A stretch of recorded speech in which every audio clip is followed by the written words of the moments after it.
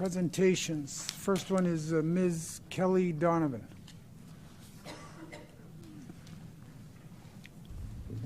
Morning, Mr. Chair. Welcome. And members of the board.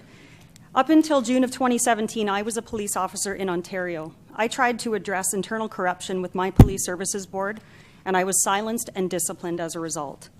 I resigned from the profession and released a research paper on the systemic misfeasance in Ontario policing and the coordinated suppression of whistleblowers. This report was distributed to every police services board in Ontario, and only 3 of those board contacts actually responded to the email, and one of those was Anita, your executive assistant. I do not want my experience in policing to have been in vain, and that is why I'm now in business for myself to promote the ethical standard. I have produced training material for police service board members and police management based on the recent recommendations made by Justice Michael Tulloch in the Independent Oversight Police Review report. In fact, my training material has been derived from 17 reports on policing that date back to 1968, since many of the same recommendations have been made for decades. I am passionate about improving the policing culture throughout Canada. I was a use of force instructor prior to leaving policing, and I also developed much of my services training material during that time. I have read the Durham Regional Police Services business plans dating back to 2008, and it's evident that diversity and equity are priorities for the service. And I applaud the service on its recent efforts to recruit more women to the service with its first Women's Symposium and the diverse recruit classes of 2016. However, I see little in the way of planning to ensure the retention of valuable female talent.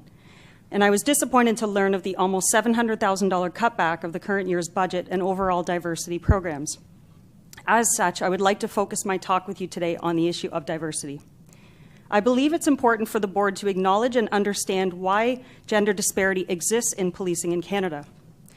Police services must be representative of their communities, and yet have never really come close to representing the female population. There are reasons why most Canadian police services are 30% deficient in their female representation. There are individuals who are so indoctrinated in the archaic policing culture that they aren't even aware of their implicit biases. It's important that the board act as a check and balance of to ensure that decisions are made by the organization that reflect the true values of the community.